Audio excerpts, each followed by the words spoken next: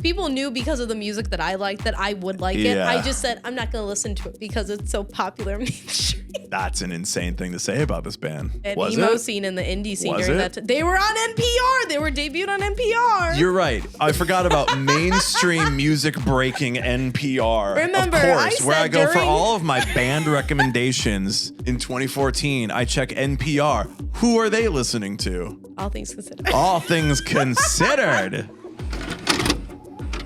The Emo Social Club is reviewing all types of music from the emo scene, from the pop punk scene, all of the bands that we haven't listened to, bands we've loved for 20 years or so, however long it took for us to get into it. Bands that are also in the newest wave, too. Yeah, bands we might have never listened to. This is one where this band is celebrating a 10-year anniversary, so we wanted to discuss it. We are reviewing Joyce Manor's Never Hungover Again. And Lizzie, before we get into our thoughts and our opinions on this, let us know a little bit more about this and the 10-year anniversary of Never Hungover Again. For sure. This is their third album. It came out July 22nd, 2014 via Epitaph Records. Now, the singles off of here are the ones that we always miss here is Suck a Titty by the Ocean, aka Catalina Fight Song, and Sheely. Schley? I don't know. I was trying to figure out how to pronounce it. It's I was not, like, I'm looking at it, I'm like, this isn't a real word, but they're saying it in the song for some reason. I think it's Schley. Like if you were like, hey girl, you should Schley. Hey. Schley, girl, Schley. I was thinking if somebody was trying to say like Schley, but they were like too drunk and they're slurring their words. Yeah. We're going to take this review very seriously. This was the first album that they ever had that reached the Billboard 200 charts at 106, and they were #1 on the Heat Seekers chart. This was one of the newer acts that ushered in the new emo revival.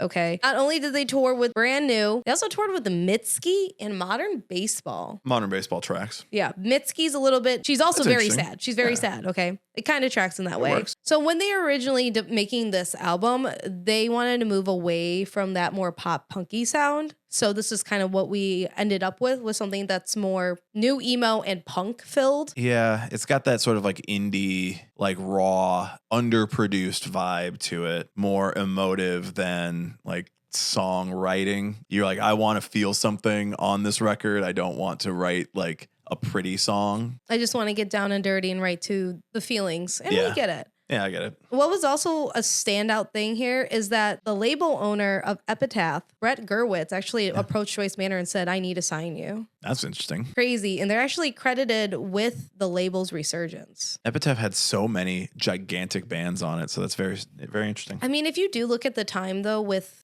2014, 2015, how the scene, the DIY scene especially, was going, it really wasn't making a lot of impact or traction. We've said that that's around the time when both of us were not really super into like the pop punk and emo scene because there wasn't a lot of interesting stuff in it. So certainly like this sort of band coming out of that time, on their third record, they obviously know what they're doing and know what they're making. So they have this scene coming behind them that is doing something very different than all the brocore, all the pop punk stuff that we'd heard so many times. Like, yeah, that sounds like Newfound Glory. It's like, this doesn't sound like any of that. I love this. I want to get into something new. And a whole new wave of children got to hear this in high school. Can you guess where this was first streamed as a debut? Facebook. NPR. That is really cool. All things considered, this is Joyce Manor. If you wanted to listen to this first and foremost, you had to be an NPR girly. So overall, there had a lot of positive reviews about this album. Even though Consequence of Sound gave it a C+, they did include them as #2 on their top emo albums of the last 15 years. Well, before we get into our thoughts and our opinions on this record, make sure you are subscribed. This hopefully is one that's a little bit outside of the realm of the mainstays in the pop punk scene, and we're going to do a lot more. Make sure that you are subscribed to find out when we do. Leave a comment down below if you have a recommendation for other albums we should review, and leave a like if you like Joyce Manor. Otherwise, we're going to have a Catalina fight song to talk about it. Hate it here. I know what you're thinking, that I'm not going to like this record. I did not dislike this record. Okay, improvement. There's a lot that I enjoyed on this. And much in the same way as we've discussed that there are a lot of these records from around that time, the mom jeans and all of it, you want to romanticize your life and you hear these songs and it gives you this sense of nostalgia that maybe isn't really there or doesn't exist, but you are experiencing it in this wave of nostalgia. This one actually did give me a little bit of that. It did give me a sense of like artists and music that I listened to in like 2002, 2003, my freshman year of college in '05.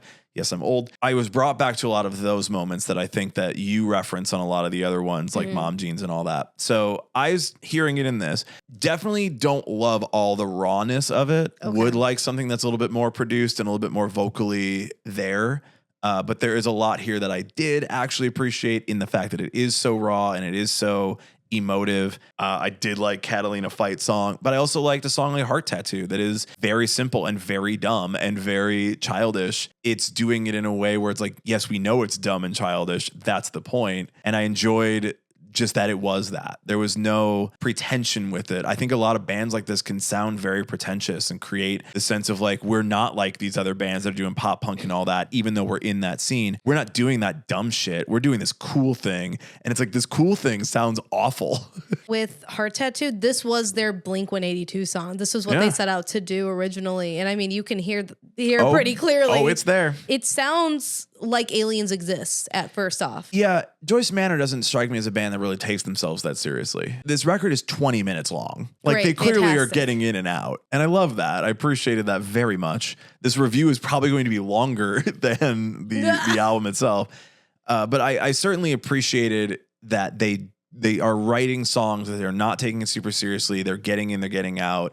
They understand that there needs to be a little bit of humor and a little bit of that childishness and a little bit of that rebelliousness in it in ways that I think during this era, a lot of people were not doing in their music. So I can also hear that and appreciate it from my position now, looking back at it and going, yeah, a lot of these bands that sound like that are a little bit too self-serious. Mm-hmm. And I appreciate that I'm not hearing that self-seriousness in this. I will say during this time as well, because I was getting more into indie rock during this time, that was very much the vibe. It was being very pretentious. My shit don't stank. Yeah. Everything like that, which I did not like in the indie rock scene, but I liked the music during the time way better. But when you have that corresponding with this pop punk emo scene, you do get a little bit of that seepage in. So them being able to distinguish yourself and say, we don't want to do this pop punk stuff, but we are still kind of goofy. I think that that is something that was very well needed and pretty pinnacle at the time. This is a band everybody has also told me to please listen to, and I have said, no, I'm not listening to it. What's funny is no one did that with me, and thank you for not doing that, because I would have said absolutely the fuck not. I've had a lot of people over the years say, you need to listen to Joyce Manor, you would like this. And I would say, no, I'm not doing it, because you told me to listen to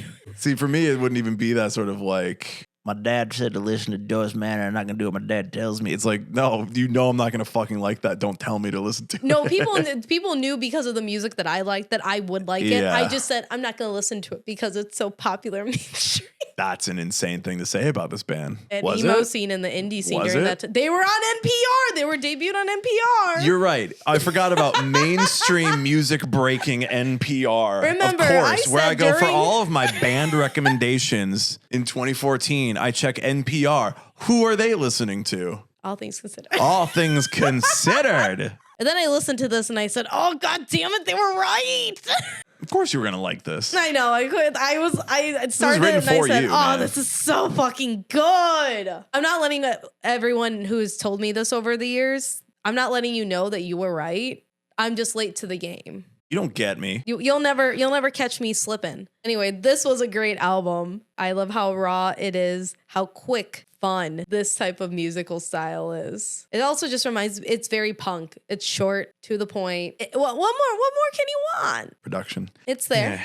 Just gotta appreciate things differently. Did you say who produced this? No, I did not. Self-produced in a garage somewhere, probably. It was NPR, by all things considered. Yeah, it was actually produced by the NPR people. This is not an album or a band that is necessarily like tied to the scene in the same way. I would not put this in the realm of Warped Tour, put it in the realm of Riot Fest, because they played that. So it's like, here's the punk scene and the indie scene and the rock, like any band that has guitars in it can fit in. So it's close, but it's not quite there. This is a band that I would almost classify borderline Pitchfork band. I'm honestly surprised you didn't find a Pitchfork review. Oh, there was one. Don't even stress. NPR reviewed this band as music. As music. All things considered. All things are considered. fucking hate them. Support your local radio station. Tell me your favorite tracks, your top tracks. Oh, wow. So here we go. We've already mentioned Heart Tattoo, so I kind of can leave that. Yeah. We've already discussed It's it. It's good. fun. It's fun. Reminds me of my favorite Blink-182 song. Yeah. Victoria is another one. Really good song. Yeah. Very summery. This is if you're looking back, romanticizing your life, and you're having a flashback and you're thinking about you being a teenager with your summer love, that whole type of thing. And I just think that that's a fun little bit. It's very difficult for me to convince you that you're not in a teen movie, a teen coming of age movie, when I'm pointing cameras at you. So it's very hard. That's going to be a really hard argument to have. You're part of my coming of age movie. Sure How not. do you Sure yeah, not. yeah, he is. You should already be of age now. You know, no. High school's fucking over. Don't tell that to anything that we're doing. High school never ends, actually, according to Bowling for Soup. According to us going to when we were young, high school never fucking ends. According to Warped Tour coming back, high school never fucking ends. It's bullshit, man. I'm in a fucking coming of age movie. According to goddamn podcast. You can have a coming of age movie. Coming of age to middle age. Any coming of age movie can be any age bracket. The other one I really liked as well is Falling in Love Again. That sick ass bass riff opener. Yeah, I do like that one. These bass riffs that are on this album, they're so good. I just love good bass. This is also really reminiscent of kind of British punk. Like that vibe. I enjoy that energy. This is very relatable, raw, and classically romantic in this grungy way. Are you looking at me for confirmation? I'm looking at you for a response. I don't have any like strong opinions about any song on this one way or the other. I feel in this the same way I felt about Millionaires Cash Only. It's 16 minutes. Mm-hmm. This one's 20 minutes. Like what you did here was you made a bunch of very short songs that do what they need to do. You get in, you get out, and that's perfect to me, which also means I don't really have like strong thoughts on it. I can listen to this record as though nothing ever happened in my day. A lot of the other records we're listening to for like 40 minutes. Yellow Card's record is 47 minutes long. I could listen to this record twice in the time it takes me to listen to Yellow Card's record once. Of course, I really like Yellow Card's records. So of course, I'm gonna listen to it a couple times. But in this case, like when it's that short, it's like, yeah, that's awesome. Like I'll go to that gig. I'll see that gig. I'll see that show. I'll see him rip a few songs and then be like, yeah, I'm good. Catalina fight song. Like, let's go off, whatever. But it also just means like, I'm not gonna, I don't feel strongly tied to anything, nor do I feel strongly adverse to anything. Yeah. Like I just feel like Falling in Love Again. Yeah, that song's great. That song's fun. Am I going to learn it? No. Am I going to learn how to sing it? No. Am I going to know Heart Tattoo? Yeah. There's 3 words in it. Yeah. Heart Tattoo. I'm done. I got it. Tattooed in the brain. Hey, Joyce Manor, I'm sorry that I slept on you for so long, and I'm not apologizing to anybody who told me to listen to you otherwise. No, I'll never apologize for what I've done. Being from Chicago means never having to say you're sorry. Anyway, I feel that we need to take this Joyce Manor album and make it into a prolonged AMV and or an A24 coming of age. One of my issues with a band that makes all of their album covers look similar is me wondering why I wasn't hearing Constant Headache on this.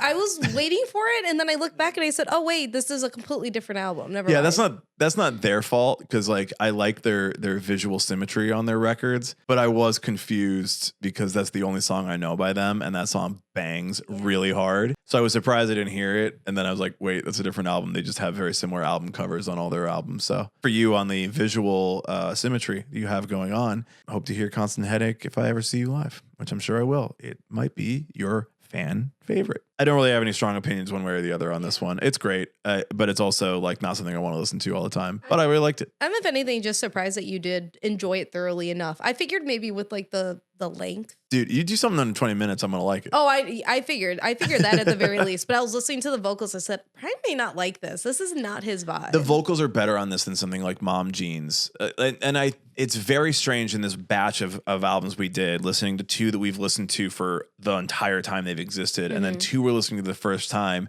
And the vocals on Story So Far were so good, but also not doing a lot. And on here, it's like it's more raw, but they're doing a lot more. It can sound really good and kind of be boring. And here it was like, it doesn't sound that good at all, but at least it's interesting to listen to. So I like that a little bit more. The vocals are supposed to sound like that. So I think I also went in with like a little bit less.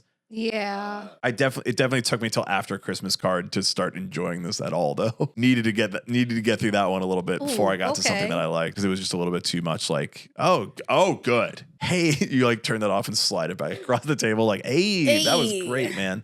You're like, that was such a great CD for you to Thank you. Thank you. Those were our thoughts on Joyce Manor's Never Hungover Again, 10 years strong, 10 years deep. What do you think about this album? Do you like it? Do you hate our opinions on it? Let us know down in the comments. Give us some other recommendations for other albums maybe we're not even thinking about doing, much like this one. We probably wouldn't have thought about it if they weren't celebrating a 10-year anniversary on it. Honestly, yeah. Wanted to throw it in there, wanted to get it done. And Joyce Manor, good on you. We're not changing our opinions, but thank you for changing our minds. Make sure to subscribe. We got more records like this coming out. And until Joyce Manor and until Never Hungover Again and until the 20-year anniversary, we'll see you there.